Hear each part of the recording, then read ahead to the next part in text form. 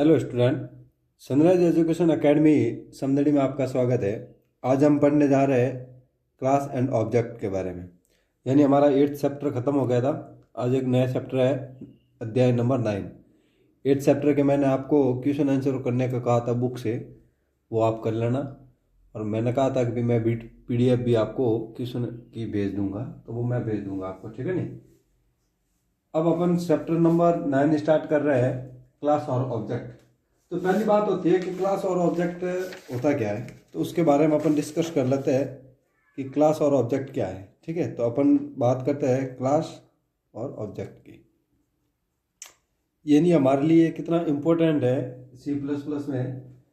तो अगर देखा जाए तो पहली बात तो ये है कि जो क्लास है वो ऑब्जेक्ट ओरिएंटेड प्रोग्रामिंग, यानी जो ऑब्जेक्ट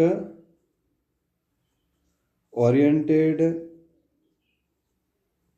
प्रोग्रामिंग लैंग्वेज, जिसे अपन कह सकते हैं OOP, ठीक है। इसका एक बहुत ही इम्पोर्टेंट पार्ट भी है, या फीचर्स भी मान लो, आप कुछ भी मान लो। कौन? ये दोनों। कौन से? ऑब्जेक्ट और क्लास। यानी ऑब्जेक्ट और क्लास है, ये दोनों है वो ऑब्जेक्ट ओरिएंटेड प्रोग्रामिंग का एक पार्ट है। यानी आप ये लिख सकते हो part of object oriented programming, जिसे हिंदी में अपन लिखेंगे तो भी ऐसे लिखना है कि ऑब्जेक्ट ओरिएंटेड प्रोग्रामिंग का भाग है। प्रोग्रामिंग का भाग है कौन? क्लास और ऑब्जेक्ट, ठीक है। यानी क्लास और ऑब्जेक्ट एक ऑब्जेक्ट ओरिएंटेड प्रोग्रामिंग का भाग है, और इसी के आधार पर, यानी इन दोनों के आधार पर ही वर्गीकृत किया जाता है, या इन दोनों के आधार पर ही वो निर्भर करता है। यानी इन दोनों के आधार पर ही इनका एक कॉन्सेप्ट रहता है, ऑब्जेक्ट और क्लास के आधार पर ही। और इसके अंदर जो मेन चीज सबसे बड़ी आती है कि इसके अंदर जो फंक्शन होते हैं, यानी इसके अंदर जो फंक्शन होते हैं, यानी क्लास के अंदर बहुत सारे यानी मैनी मेंबर फंक्शन होते हैं, ठीक है नहीं। यानी अपन ये कह सकते हैं बहुत सारे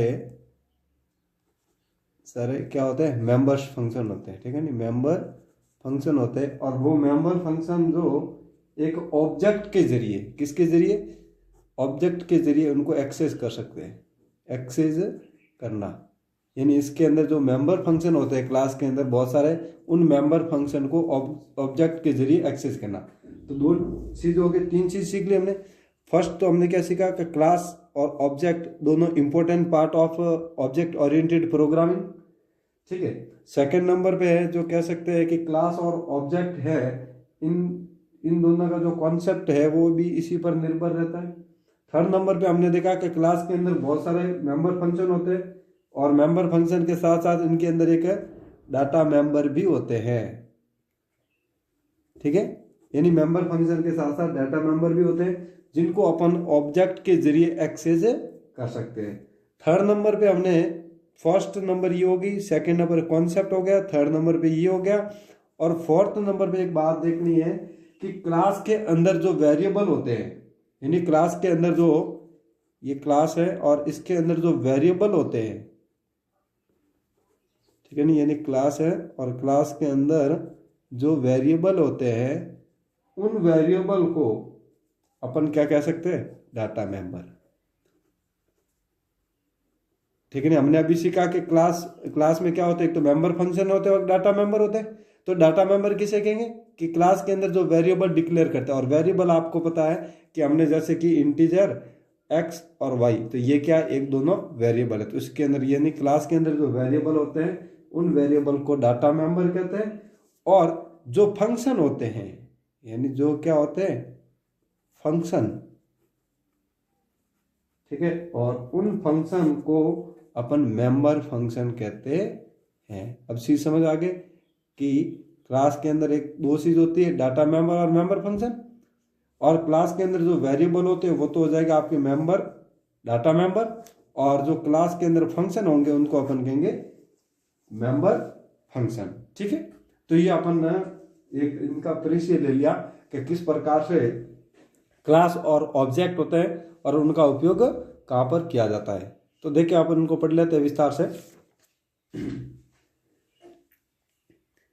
class and object is very important part of OOP यानी ऑब्जेक्ट ओरिएंटेड प्रोग्राम। ठीक है, या प्रोग्रामिंग। ठीक है, दो चीज समझ में आ गई। फर्स्ट बात कि इंपॉर्टेंट लिख सकते हैं आप ये बात कि ऑब्जेक्ट ओरिएंटेड प्रोग्रामिंग का एक इंपॉर्टेंट पार्ट है या बहुत ही महत्वपूर्ण भाग है। यानी OOP के लिए क्लास और ऑब्जेक्ट बहुत ही महत्वपूर्ण हिस्सा है, जिसे अपन कह सकते हैं important part of object oriented programming. ठीक है, सेकंड नंबर पे कह रहा है the concept of object oriented programming relies on object and classes. यानी किस पर निर्भर है? ऑब्जेक्ट और क्लासेस पर। यानी जो ऑब्जेक्ट ओरिएंटेड प्रोग्रामिंग का जो कॉन्सेप्ट है, ये कॉन्सेप्ट ऑब्जेक्ट और क्लासेस पर निर्भर रहता है। ठीक है, सेकंड बात। थर्ड नंबर पे कहा कि class can have many members of function, यानी मैनी मेंबर ऑफ फंक्शन, यानी बहुत सारे मेंबर फंक्शन होते हैं, एंड डाटा मेंबर्स, यानी साथ में डाटा मेंबर्स भी होते हैं, which is accessed through the object, और इनको ऑब्जेक्ट के द्वारा एक्सेस किया जाता है। यानी क्लास के अंदर बहुत सारे मेंबर फंक्शन है और डाटा मेंबर भी हो सकते हैं, यानी इनके अंदर बहुत सारे मेंबर फंक्शन भी है और डाटा मेंबर भी हो सकते हैं, जिसको ऑब्जेक्ट के जरिए एक्सेस किया जाता है, या फिर आप ये भी कह सकते हो कि ऑब्जेक्ट के द्वारा इनको एक्सेस किया जाता है। ठीक है, फिर अपन बात करते हैं फोर्थ नंबर की कि the variable inside the class are called data member. यानी जो वेरिएबल है क्लास के अंदर उसको अपन कहते हैं डाटा मेंबर। ठीक है, यानी क्लास के अंदर जो वेरिएबल है उस वेरिएबल को डाटा मेंबर कहते हैं। And the function that are called are member function, और इसके अंदर जो फंक्शन होते हैं उसको अपन मेंबर फंक्शन कहते हैं। ठीक है, यानी क्लास के अंदर जो वेरिएबल होते हैं उन वेरिएबल को डाटा मेंबर्स कहते हैं और जो फंक्शन होते हैं उन्हें मेंबर फंक्शन कहते हैं। ठीक है, और एक और बात लास्ट है कि this is a new way of creating and implementing a user defined data type. यानी ये एक यूजर डिफाइंड डाटा टाइप को बनाने और उसको लागू करने का एक नया तरीका है। कौन? क्लास। यानी क्लास के द्वारा ही, अब आपने हमें 6th चैप्टर में हमने डाटा टाइप पढ़ी थी, तब हमें पता था कि जो क्लास है वो एक यूजर डिफाइंड डाटा टाइप है। तो इसका मतलब क्लास के द्वारा आप यूजर डिफाइंड डाटा टाइप को बना भी सकते हैं और उसको लागू भी कर सकते हैं। ठीक है, तो दिस इज ए न्यू वे या न्यू फीचर्स आप कह सकते हैं ऑफ क्रिएटिंग एंड इम्प्लीटिंग, यानी जिसको लागू करना और क्या करना, बनाने का तरीका है वो कौन है? User defined data type. यानी एक यूजर डिफाइंड डाटा टाइप के माध्यम से आप एक यूजर डिफाइंड डाटा टाइप के माध्यम से आप बना और लागू करने का एक नया तरीका है जो है क्लास। ठीक है, तो हमने 3-4 चीजें सीखी कि क्लास और ऑब्जेक्ट क्या होता है। तो हमने देखा कि क्लास और ऑब्जेक्ट वो इंपॉर्टेंट फीचर्स ऑफ OOP। फिर जो द कॉन्सेप्ट ऑफ OOP है वो भी किस पर निर्भर है? OOP का जो कॉन्सेप्ट है वो भी ऑब्जेक्ट और क्लासेस पर निर्भर है। फिर हमने देखा कि क्लास के अंदर मेंबर फंक्शन और डाटा मेंबर्स होते हैं जो ऑब्जेक्ट के द्वारा एक्सेस कर सकते हैं। यानी क्लास के अंदर दो चीज देखी कि इसके अंदर मेंबर फंक्शन और डाटा मेंबर होते हैं जो किसके द्वारा एक्सेस होते हैं? ऑब्जेक्ट के द्वारा। अब ये कहता है कि जो वेरिएबल होती है क्लास के अंदर उस वेरिएबल को अपन डाटा मेंबर कहते हैं और जो फंक्शन होता है उसको मेंबर फंक्शन कहते हैं। ठीक है नी?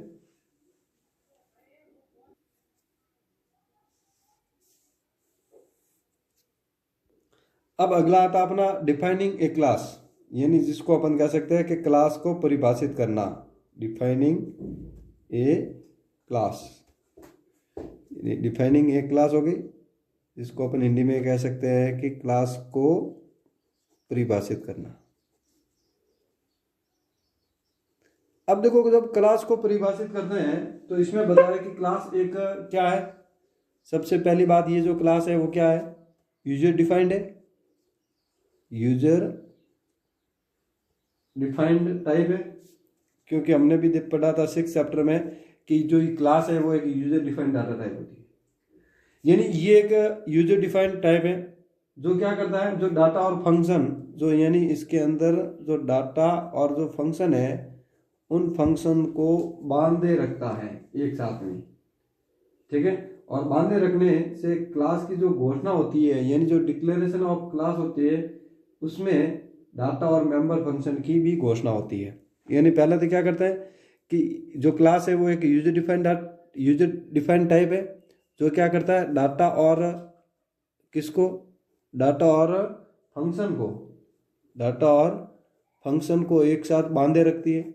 और जब अपन क्लास की डिक्लेरेशन करते हैं यानी जिसे डिक्लेरेशन ऑफ क्लास, जब क्लास की घोषणा करते हैं तो उस घोषणा के समय डाटा एंड फंक्शन को भी घोषित किया जाता है, ठीक है। यानी डाटा और मेंबर फंक्शन की भी घोषणा होती है, ठीक है। अब जब अपन ये कहते हैं कि जब क्लास को अपन डिफाइन करते हैं तो क्लास को डिफाइन करने से पहले यहाँ पर क्लास कीवर्ड का उपयोग किया जाता है। किसका, क्लास कीवर्ड।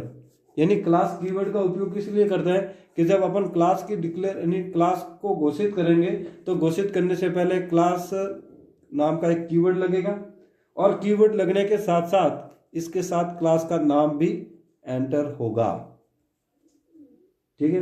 अब ये कहता है कि जब अपन क्लास में जो क्लास का नाम एंटर करेंगे तो ये कहता है कि जो क्लास का जो पहला अक्षर है यानी जो क्लास का अपन ये जो क्लास एक कीवर्ड है और जब इसको अपन डिक्लेयर करेंगे क्लास को तो क्लास नेम आ जाएगा और फिर उसके बाद यहाँ पर अपन फंक्शन करेंगे। तो ये कहता है कि क्लास का जो पहला अक्षर है यानी पहला कैरेक्टर वो या तो अपर केस हो सकता है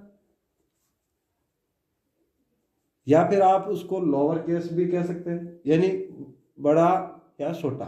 यानी जैसे अपन अपर केस को कहते हैं कैपिटल लेटर और लोअर केस को कहते हैं स्मॉल लेटर, यानी दोनों भी हो सकते हैं। लेकिन ये बताया गया कि जो अगर अपर केस होगा तो इसका मतलब उसको अपन गुड प्रोग्रामिंग कह सकते हैं, यानी गुड प्रोग्रामिंग भी कहते हैं। अब गुड प्रोग्रामिंग क्यों कहते हैं कि जब अपन क्लास को डिक्लेयर करते हैं और डिक्लेयर करने में अगर क्लास का जो पहला अक्षर कैपिटल लेटर में अपन लिख लेते हैं तो इसका मतलब वो गुड प्रोग्रामिंग कहलाएगी, ठीक है। तो अपन इसके बारे में पढ़ लेते हैं और फिर किस प्रकार से क्लास को घोषित करते हैं यानी किस प्रकार से डिक्लेरेशन करते हैं क्लास का, तो उसको भी अपन अध्ययन करेंगे, ठीक है। तो देखो सबसे पहले इन्होंने बताया कि एक class is a user defined type, यानी पहले ही भी बता दिया था कि क्लास है वो क्या है, यूजर डिफाइंड टाइप है। That bind data and function, यानी वो किसको बांधे रखता है, डाटा को और फंक्शन को, दोनों को साथ में together. The declare of a class, यानी जब क्लास को घोषित करेंगे तो declare it's data and member function, यानी साथ में क्लास को घोषित करने के साथ साथ उसमें डाटा और मेंबर फंक्शन को भी घोषित किया जाता है, ठीक है। यानी क्लास एक यूजर डिफाइंड टाइप है। क्लास क्या है, यूजर डिफाइंड टाइप। ये ध्यान रखना इंपॉर्टेंट बात है कि क्लास है वो एक यूजर डिफाइंड टाइप है जो डाटा और फंक्शन को एक साथ बांधे रखता है। किसको, डाटा और फंक्शन को बांधे रखता है। और साथ में क्लास की जब अपन घोषणा में इसके डाटा और मेंबर फंक्शन की घोषणा भी होती है। यानी जब अपन इनकी जो घोषणा करतेंगे यानी डिक्लेरेशन करेंगे जब क्लास को, तो क्लास को डिक्लेरेशन करने के साथ साथ इनकी जो क्लास की जो घोषणा के साथ साथ उसमें डाटा और मेंबर फंक्शन की भी घोषणा होती है। अब मैंने आपको पहले ही बता दिया जब क्लास को अपन डिक्लेयर करते हैं तो हमने एक चीज सीखा कि क्लास को डिक्लेयर करने से पहले यहाँ पर अपन किसका उपयोग करते हैं, कीवर्ड। कौन सा, तो द क्लास, यानी क्लास कीवर्ड का उपयोग किया जाएगा। तो the class is use to define the class, यानी क्लास कीवर्ड का यूज करते हैं तो वो किसको डिफाइन करता है, क्लास को। It goes with class name, यानी क्लास नेम के साथ इसको घोषित किया जाता है, ठीक है। यानी क्लास को डिफाइन करने के लिए क्लास कीवर्ड का इस्तेमाल किया जाता है। यानी किसको डिफाइन करने के लिए, क्लास को डिफाइन करने के लिए क्लास कीवर्ड का इस्तेमाल किया जाता है और इसके साथ क्लास नेम जाता भी है, ठीक है। अब आता है डिक्लेरेशन ऑफ क्लास, यानी क्लास की घोषणा कैसे करते हैं। तो इसका एक सिंटैक्स है, वो आपको याद रखना है और वो सिंटैक्स को भी मैं आराम से आपको समझा दूंगा। तो देखो आप सबसे पहले यहाँ पर अपन एक चीज लिखते हैं, डिक्लेरेशन ऑफ क्लास। अब क्लास के दो भाग होते हैं। सबसे पहली बात तो ये, तो पहली बात तो देखो कि क्लास को घोषित कैसे कर सकते हैं, यानी क्लास की घोषणा, क्लास की घोषणा कैसे करते हैं वो देखो। क्लास की घोषणा करने के लिए हमने सबसे पहले देखा था कि क्लास की घोषणा करने के लिए पहले क्लास नाम का एक कीवर्ड जाता है, ये गया कीवर्ड। अब ये क्लास है, किसको डिफाइन करेगा, क्लास को। किसको परिभाषित कर रहा है, क्लास को। यानी क्लास कीवर्ड जाता है और क्लास कीवर्ड के जाने के साथ साथ यहां पर क्लास का नाम भी जाता है, जैसे क्लास नेम गया, ठीक है। अब क्या कहता है कि क्लास नेम गया, फिर उसके बाद यहां पर दो सेक्शन होते हैं, इसके अंदर दो सेक्शन होते हैं, जिसका नाम एक तो होता है प्राइवेट और एक होता है पब्लिक। प्राइवेट और पब्लिक, इनके अंदर वेरिएबल और फंक्शन को डिक्लेयर किया जाता है दोनों भाग के अंदर, ठीक है। यानी प्राइवेट में भी वेरिएबल और फंक्शन डिक्लेयर किया जाता है और ये पब्लिक है, इसके अंदर भी वेरिएबल और फंक्शन को डिक्लेयर किया जाता है। तो सबसे पहले जो पार्ट सेक्शन है वो प्राइवेट लेते हैं, तो यहां पर लिया प्राइवेट और फिर उसके अंदर लिखा आपने दो प्रकार की, जो मैंने बता दिया, वेरिएबल डिक्लेरेशन, यानी यहां पर करेंगे अपन वेरिएबल डिक्लेरेशन,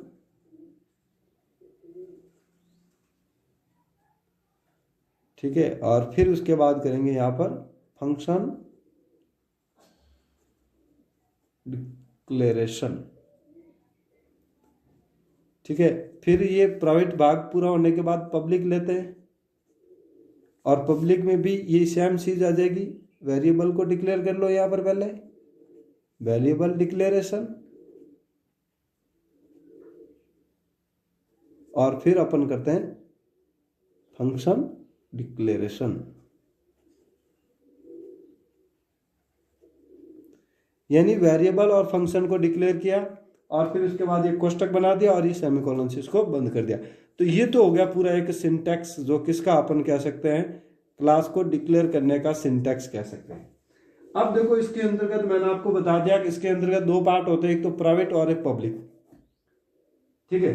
यानी अगर कोई भी भाग, यानी कोई भी अगर फंक्शन है या कोई मेंबर है जिनकी घोषणा अपन पब्लिक वाले भाग में करते हैं, यहाँ पर प्राइवेट वाले यानी पब्लिक सेक्शन में अगर डिक्लेयर करते हैं, तो ये अपन इसको क्लास के अंदर यानी inside and outside of class, यानी क्लास के अंदर और क्लास के बाहर भी एक्सेस कर सकते हैं। ये ध्यान रखना कि अगर किसी भी वेरिएबल को या किसी भी फंक्शन को या किसी मेंबर की घोषणा अगर पब्लिक सेक्शन के अंदर की जा रही है या पब्लिक भाग के अंदर की जाती है, तो आप उस वेरिएबल को क्लास के अंदर यानी क्लास के अंदर या फिर क्लास के बाहर या अंदर, दोनों जगह आप इसको एक्सेस कर सकते हैं। ये ध्यान रखना, ठीक है। अगर किसी भी वेरिएबल और फंक्शन को प्राइवेट सेक्शन में आप डिक्लेयर करते हो, तो फिर उसको अपन क्लास के अंदर ही माना जाएगा, उसको बाहर नहीं लेते, ठीक है। तो अपन ये लिख सकते हैं कि प्राइवेट जो सेक्शन होता है, ये वाला प्राइवेट जो सेक्शन होता है, उसके अंदर जो क्लास के जो मेंबर होते हैं, यानी ये वाले जो अपन वेरिएबल और फंक्शंस की बात बताई, यानी क्लास के जो मेंबर्स होते हैं वो कौन होते हैं, वेरिएबल। यानी प्राइवेट सेक्शन के अंतर्गत जो मेंबर होते हैं वो मेंबर होते हैं कौन, वेरिएबल। यानी जैसे ए इंटीजर ए बी, ये क्या वेरिएबल है, तो ये मेंबर होते हैं क्लास के। अब ये कहता है कि जब अपन इसको डिक्लेयर कर रहे हैं तो बिना प्राइवेट लिखे ही आप इसको डिक्लेयर कर सकते हैं, ठीक है ना। प्राइवेट नहीं लिखोगे तो भी चल जाएगा। तो जो अब अपन प्राइवेट नहीं लिखेंगे तो वो किस में चले जाएंगे, डिफॉल्ट प्राइवेट में। जब वो डिफॉल्ट प्राइवेट में चले जाते हैं तो प्राइवेट मेंबर उसके सिर्फ क्लास के लिए ही उपयोग होते हैं और ये क्लास के बाहर एक्सेस नहीं किए जाते। मैंने आपको पहले ही बता दिया था कि यहाँ पर जो होते हैं वो सिर्फ क्लास के लिए काम करते हैं, इसलिए इसको इनसाइड एक्सेस कह सकते हैं। यानी प्राइवेट में सिर्फ इनसाइड एक्सेस किया जाता है, डू नॉट आउटसाइड एक्सेस, यानी आउटसाइड एक्सेस नहीं किया जाता। और जो पब्लिक वाला भाग होता है, वो पब्लिक वाला जो भाग होता है वो मैंने आपको पहले बता दिया कि पब्लिक भाग में क्या होता है कि यहाँ पर जो मेंबर होते हैं क्लास के अंदर, यानी जो क्लास के अंदर मेंबर कौन से होंगे, वो वेरिएबल हैं, और बाहर यानी अंदर और बाहर दोनों ही जगह पर अपन एक्सेस कर सकते हैं। यानी पब्लिक के मेंबर्स हैं जो क्लास के अंदर और क्लास के बाहर दोनों जगहों पर ही इनको एक्सेस किया जा सकते हैं।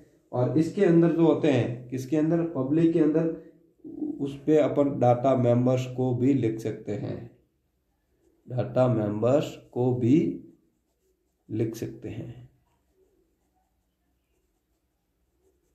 ठीक है, तो पहले हम आइए इसका सिंटैक्स देख लेते हैं।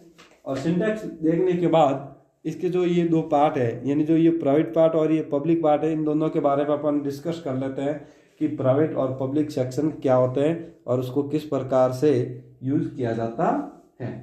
तो हमने देख लिया कि इसके सिंटैक्स है वो कैसे होता है, हमने पहले भी देख लिया क्लास, फिर उसके बाद क्लास है, ये कीवर्ड है और ये क्लास का नाम है। और ये जो क्लास का जो कीवर्ड होता है ये किसको डिफाइन करता है, क्लास को डिफाइन करेगा। ठीक है, क्लास को डिफाइन करने के बाद इसके दो सेक्शन होते हैं, प्राइवेट और पब्लिक। अब हमने देखा कि प्राइवेट हैं, अब ये प्राइवेट के जो मेंबर होते हैं वो मेंबर वेरिएबल होते हैं और उन वेरिएबल को ये क्या करते हैं कि सिर्फ ओनली फॉर क्लास के लिए उपयोग करते हैं और यहाँ पर इनको आउटसाइड यानी क्लास के बाहर घोषित डिक्लेयर नहीं किया जाता, सिर्फ इनसाइड कर सकते हैं। प्राइवेट पब्लिक में क्या होता है कि इनके जो वेरिएबल होते हैं या इनके जो मेंबर होते हैं उन मेंबर को क्लास के बाहर और क्लास के अंदर भी एक्सेस किया जा सकता है और यहाँ पर सिर्फ ओनली फॉर क्लास के अंदर ही एक्सेस किया जाता है, क्लास के बाहर इसमें एक्सेस नहीं किए जाते। ठीक है, फिर इसका अपन एक एग्जांपल लेते हैं कि किस प्रकार से क्लास के अंदर इनको एक्सेस किया जाता है और फिर उसके बाद अगर बिना प्राइवेट लिखे किस प्रकार से इसमें लिखा जाता है। तो यहाँ पर देखो एक एग्जांपल लेते हैं। एग्जांपल में देखो पहली बात क्या था कि यहाँ पर अपन लिखते क्लास, क्लास तो कीवर्ड यूज हो गई। फिर उसके बाद क्लास का नाम हमने एग्जांपल में लिखा पॉइंट, तो क्लास का नाम क्या हो गया, पॉइंट हो गया। फिर उसके बाद मैंने कोष्टक लिया और यहाँ पर मैंने एक डाटा टाइप ली इंटीजर और एक्स और वाई और ये बंद कर दिया। अब देखो ये जो एक्स और वाई है ये क्या है, वेरिएबल है। क्या ये वेरिएबल है और पहले भी बता दिया कि वेरिएबल कौन होते हैं, मेंबर होते हैं और ये मेंबर किसके हैं, क्लास के। यानी जो क्लास के मेंबर होते हैं वही वेरिएबल कहलाते हैं। तो ये हो गए क्लास के मेंबर्स। अब जो ये क्लास के मेंबर है ये कैसे प्राइवेट है, तो यहां बता दिया था कि बिना प्राइवेट के भी प्राइवेट मेंबर को डिक्लेयर कर सकते हैं या उनको एक्सेस कर सकते हैं। जब अपन बिना प्राइवेट के उनको एक्सेस करेंगे तो वो कैसे कहलाएंगे, प्राइवेट बाय डिफॉल्ट। कैसे कहलाएंगे, प्राइवेट बाय डिफॉल्ट। ठीक है, फिर उसके बाद ये हो गया। फिर उसके बाद क्या लगेगा, पब्लिक।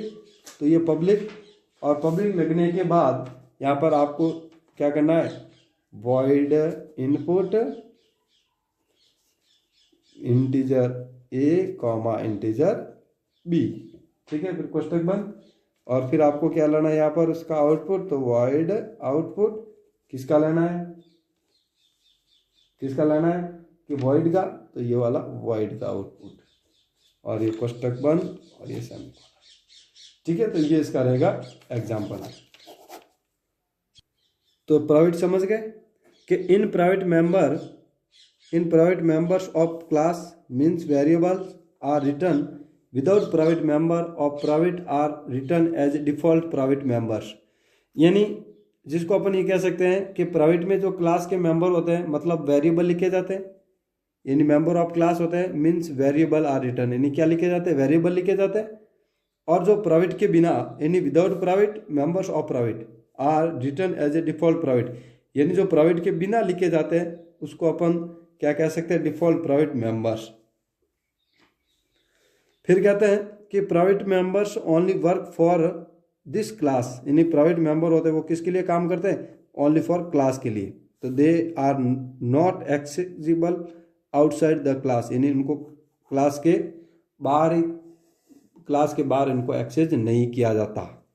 ठीक है, हिंदी में देखो कि प्राइवेट में क्लास के मेंबर मतलब वेरिएबल लिखे जाते हैं, यानी इनमें जो प्राइवेट में जो लिखे जाते हैं वो क्या लिखे जाते हैं, वेरिएबल, और वो वेरिएबल ही क्या होते हैं, मेंबर्स होते हैं।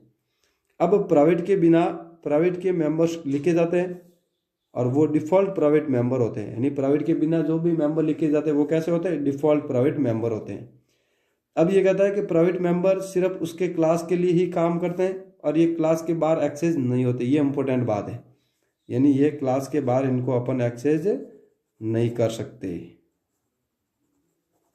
ठीक है, लेकिन इसमें जो डिक्लेयरिंग होती है कि declaring data in the private section of a class is called data hiding, ये भी इंपॉर्टेंट है, यानी जो प्राइवेट सेक्शन के अंदर जो अपन डिक्लेयर करते हैं डाटा को, उन डाटा को क्या कहते हैं, डाटा हाइडिंग। ये इंपॉर्टेंट बात है कि डेटा को क्लास के प्राइवेट अनुभाग में घोषित करना डाटा हाइडिंग कहा जाता है, यानी प्राइवेट सेक्शन में जो भी डाटा डिक्लेयर होता है उनको डाटा हाइडिंग कहते हैं। अब आता पब्लिक। पब्लिक में सीधी सी बात है कि पब्लिक में वो क्या होता है, क्लास के अंदर और क्लास के बाहर दोनों जगह पर एक्सेस किया जाता है। तो लिखो members of public are accessed both inside and outside, यानी क्लास के अंदर भी और क्लास के बाहर भी द क्लास। ठीक है, data members are also written inside it, और इसके अंदर डाटा मेंबर्स भी लिखे जाते हैं। तो देखो पब्लिक के मेंबर्स क्लास के अंदर और बाहर दोनों ही जगह पर एक्सेस किए जाते हैं और इसके अंदर डाटा मेंबर्स को भी लिखा जाता है। ये बात इंपॉर्टेंट है पब्लिक के लिए कि पब्लिक के अंदर मतलब क्या होता है कि क्लास के अंदर और क्लास के बाहर दोनों जगह पर ही अपन डाटा को एक्सेस कर सकते हैं। और ये रहा इसका एग्जाम्पल, जो थोड़ी देर पहले मैंने आपको बता दिया था कि इसका एग्जाम्पल कैसे होता है। तो ये जो एक्स और वाई है बिना प्राइवेट के लिखा गया।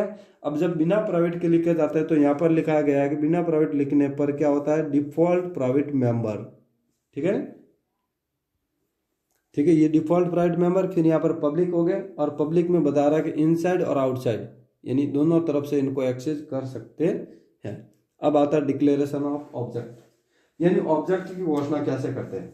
तो ऑब्जेक्ट की जब अपन डिक्लेरेशन करते हैं तो देखो, यानी ऑब्जेक्ट की जब अपन डिक्लेयर करते हैं ऑब्जेक्ट को, तो सीधी सी बात है कि ऑब्जेक्ट जो कैसे होते हैं, वेरिएबल की तरह ही होते हैं। पहली बात तो ये देखो कि ऑब्जेक्ट भी क्या होते हैं, वेरिएबल के जैसे ही होते हैं, जैसे वेरिएबल वैसे ऑब्जेक्ट। अब क्या होता है कि जो ऑब्जेक्ट के लिए जो क्लास को, यानी ऑब्जेक्ट के लिए जो क्लास है उसको एज ए क्या कहते हैं अपन, डाटा टाइप कहते हैं, एज ए डाटा टाइप, यानी ऑब्जेक्ट के लिए जो क्लास है उस क्लास को एज ए डाटा टाइप लिया जाता है। ठीक है, अब उसमें क्या हो सकता है कि जो क्लास को एज ए डाटा टाइप के लिए लिया जाता है तो उसके अंतर्गत एक से अधिक, एक या एक से अधिक, एक या एक से अधिक वेरिएबल होते हैं। अब एक या एक से अधिक वेरिएबल है तो हमें पता लग गया कि जो वेरिएबल है वही है ऑब्जेक्ट है। ठीक है, अब ये होता है कि क्लास के जो ऑब्जेक्ट हैं उन ऑब्जेक्ट को मेन फंक्शन के अंदर लिखा जाता है, यानी जो क्लास के जो ऑब्जेक्ट होते हैं, यानी क्लास के जो क्या होते हैं, वेरिएबल। ऑब्जेक्ट ही क्या है, वेरिएबल होते हैं, और क्लास के जो वेरिएबल होते हैं उनको ये कहते हैं कि जो मेन फंक्शन होता है उस मेन फंक्शन के अंदर लिखा जाता है। ठीक है, अब ये कहता है कि जो अपने ऑब्जेक्ट होते हैं और ऑब्जेक्ट और जो एक्सेस होते हैं उन एक्सेस को ऑपरेट के साथ, यानी जो ऑपरेटर होता है ऑपरेटर के साथ क्लास के मेंबर फंक्शन को एक्सेस किया जाता है, यानी ऑब्जेक्ट और एक्सेस को ऑपरेटर के साथ, किसके साथ, ऑपरेटर के साथ क्लास के मेंबर फंक्शन को एक्सेस किया जाता है। और जो ऑपरेटर होता है वो इस प्रकार से लगता है, एक्सेस ऑपरेटर का डॉट वाला। ठीक है, तो देखिए अपन इसको ऑब्जेक्ट को विस्तार से देख लेते हैं। तो देखो दे रखा है सबसे पहली बात कि ऑब्जेक्ट आर लाइक वेरिएबल्स, यानी ऑब्जेक्ट किस तरह होते हैं, वेरिएबल्स की तरह ही होते हैं, पहली बात। सेकंड बात ये कहता है कि the class for the object is taken as a data type and is given one or more variables, यानी क्लास है वो ऑब्जेक्ट को किस प्रकार से यूज लेते हैं, एक डाटा टाइप के रूप में। क्लास का उपयोग ऑब्जेक्ट में कैसे होता है, डाटा टाइप के रूप में होता है, और वो एक या एक से अधिक यानी one or more variables object, यानी इसमें अंदर एक या एक से अधिक वेरिएबल होते दिए जाते हैं, ठीक है ना। तो देखो ऑब्जेक्ट के लिए क्लास को एज ए डाटा टाइप लिया जाता है, ठीक है। फिर इसके अंतर्गत बताया गया एक या एक से अधिक वेरिएबल दिए जाते हैं। फिर हमने देखा कि इसके अंतर्गत यानी object of the class is return inside the main function, यानी क्लास के जो ऑब्जेक्ट होते हैं, यानी ऑब्जेक्ट ऑफ द क्लास के जो ऑब्जेक्ट होते हैं उनको return inside the main function, यानी इनको मेन फंक्शन के अंदर लिखे जाते हैं या डिक्लेयर किए जाते हैं, ठीक है। तो देखो क्लास के ऑब्जेक्ट को मेन फंक्शन के अंदर लिखा जाता है। फिर आता है the member function of the class are accessed with the object and access operator, यानी इनको ऑपरेटर और एक्सेस ऑब्जेक्ट और एक्सेस ऑपरेटर के साथ क्लास के मेंबर फंक्शन को एक्सेस किया जाता है, यानी the member function of the class are accessed with the object, यानी ऑब्जेक्ट के साथ एंड एक्सेस ऑपरेटर के साथ इनको किस मेंबर फंक्शन के साथ क्लास के जो मेंबर फंक्शन होते हैं उनको एक्सेस किया जाता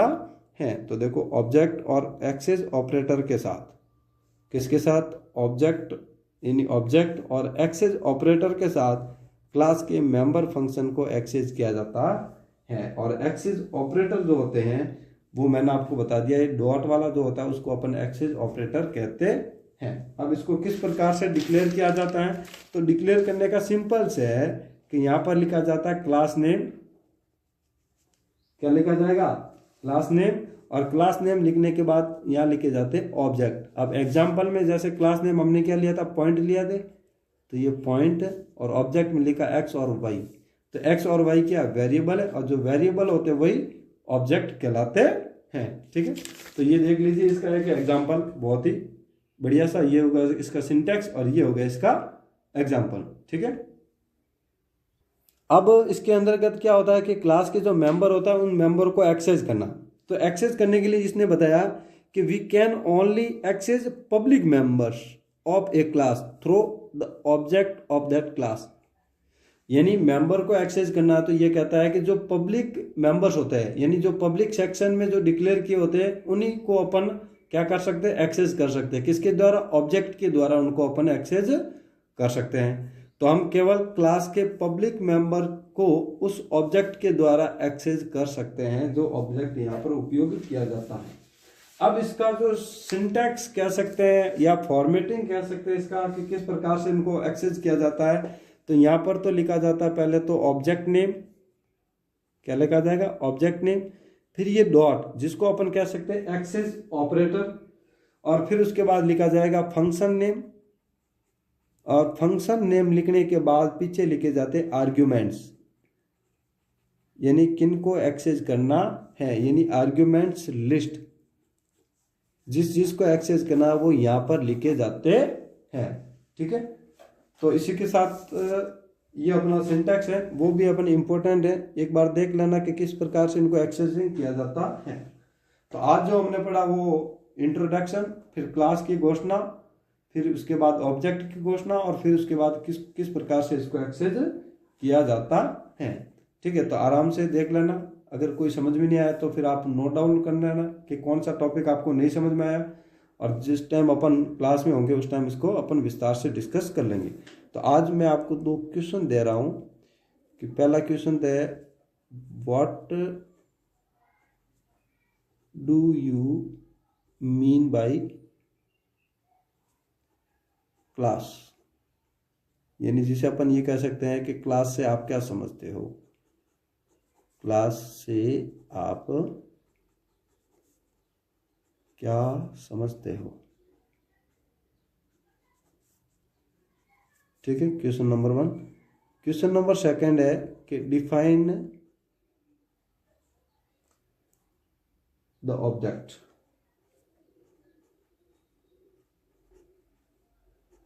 डिफाइन द ऑब्जेक्ट यानी ऑब्जेक्ट को परिभाषित कीजिए। ऑब्जेक्ट को